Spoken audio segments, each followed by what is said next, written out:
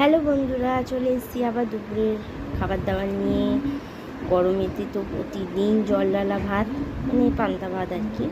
একদিনের ভাত জল ঢেলে রেখে দিচ্ছি। ভাত, লঙ্কা একটা নিয়ে নিচ্ছি, কাঁচা পেঁয়াজ। কাঁচা পেঁয়াজটা তো আমার কামড়ে কামড়ে খেতে খুবই ভালো লাগে।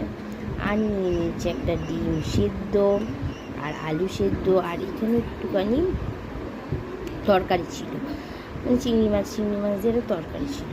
সেই তরকারিটা নিয়ে এইটা হচ্ছে আজকে আমার দুপুরের ভাত। ও এখানেও নিয়েছি একটু কাঁচা তেল নিয়েছি তরকারিটা।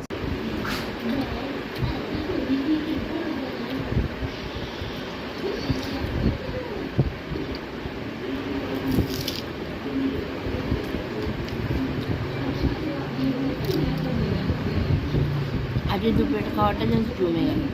ও ডিম সেদ্ধ আছে। টাটা।